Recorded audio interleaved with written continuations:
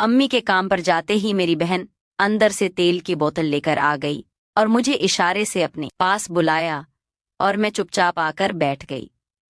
मैं 16 साल का था जब मैं और मेरी बहन घर पर अकेले होते तो बहन बोलती कि आओ तुम्हारे जिस्म पर मसाज कर दूं। मैं तो बहुत शर्मीला लड़का था। मैं तो बचपन में भी किसी के सामने कपड़े तब्दील नहीं करता था।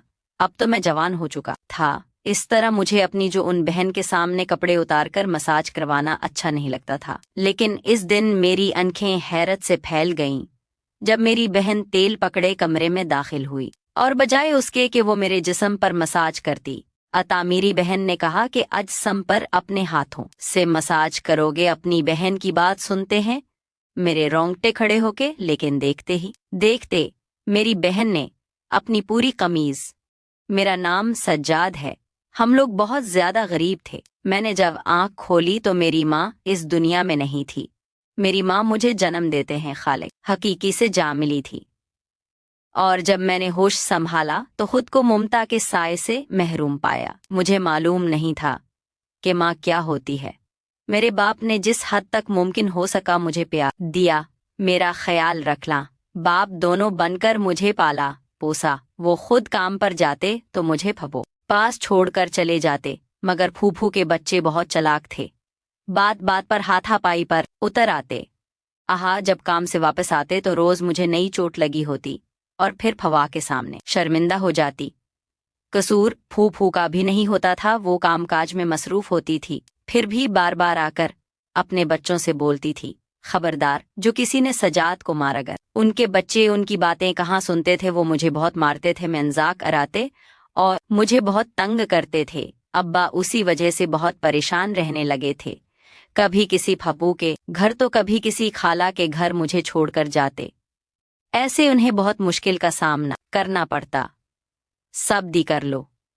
अब्बा ने कहा, दूसरी शादी इसी सूरत में करूंगा जो लड़की मेरी तरह के हालात से हो, ताकि मेरी परेशानी समझ सके। तभी फूफो वालों ने अब्बा शादी नाइला अम्मी से करवाई। वो एक बेवा खातून थी और उनकी पहले शौहर से सिर्फ एक बेटी थी जो मुझसे उम्र में 5 साल बड़ी थी। उसका नाम सहरश था। वे दोनों माँ बेटी चुप चुप रहते थे। ऐसे लगता था जैसे वो दोनों भी हालात की चौकी में बुरी तरह पीस कर आए हों। अपनों की बदसलूकी बर्दाश्त करते करते दोनों माँ बेटी पत्थर के बन के थे। नाइला अम्मी और सहरिश ने बहुत तकलीफें देखी थीं। जब मेरी सौतीली माँ का शौहर मर गया तो सास ने उन पर बहुत जुल्म किया था। शतादार तो वैसे ही बुरे वक्त में साथ छोड़ देते हैं और अपने घर वालों ने उनका साथ नहीं दिया था। मजबूर दूसरी शादी के लिए राजी हो गई। मेरे अब्बा बहुत अच्छे इंसान थे।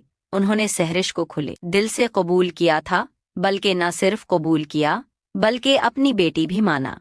अब्बा ने अम्मी से कहा, तुम सज्जाद की माँ बन जाओ और मैं सहरिश का बाप बन जाऊंगा। जब अब्बा की शादी नायका अम्मी से हुई, मैं उस वक्त 4 साल का हो चुका था। की दूसरी शादी है। ये हुआ कि अब मुझे किसी के घर नहीं जाना पड़ता था। मैं अपने घर में मजे से खेलता घूमता फिरता रहता था। अम्मी मुझे नहीं डालती थी, मुझसे प्यार करती थी और सहरिश भी मुझसे प्यार से बात करती थी। सहरिश के रूप में मुझे बहन मिल गई थी। अब अब्बा भी आराम से काम पर चले जा, मुझे मेरी फिक्र नहीं होती थी। मैं भी शरीफ बच्चा था। मी और सहरिश को बिल्कुल तंग नहीं करता था, इसलिए उन्हें किसी किस्म की मुश्किल का सामना नहीं करना पड़ा। वक्त यूं तेजी से गुजरता गया, मगर हमारे घर के हालात जो पहले भी कुछ खासे अच्छे नहीं थे, ऊपर से मजीद बहुत खराब होके अब्बा जिस कारखाने में काम करते थे वो भी बंद हो गया। हम सब बहुत परेशान रहने लगे थे। मजबूर होकर अम्मी ने एक घर में सफाई का काम शुरू किया था और अब्बा पेट्रोल पंप पर काम करते थे, मगर तनख्वाह कम होने की वजह से हालात खराब से खराब तर होते जा रहे थे। वो नौकरी छोड़कर घर भी नहीं बैठ सकते थे। अगर घर बैठ जाते तो फाकों का सामना करना पड़ता। मैं सरकारी स्कूल में पढ़ता था, मगर फीस न देने की वजह से मैं स्कूल नहीं जा रहा था। जबकि सहरिश मैट्रिक करके घर बैठ गई थी। अम्मी बाहर चले जाते तो मैं घर पर रहता था, क्योंकि बहरिश घर पर अकेली होती थी। और अम्मी बोल कर जाते थे, घर पर ही रहना, जो उन लड़की घर पर अकेली है लोगों का कोई भरोसा नहीं है। जैसे ही अबा और अम्मी बाहर चले जाते तो सहरिश कहती, सजाद तुम्हारे बाल खराब हो रहे हैं, आओ मैं तुम्हारे सिर पर तेल की पालिश करती।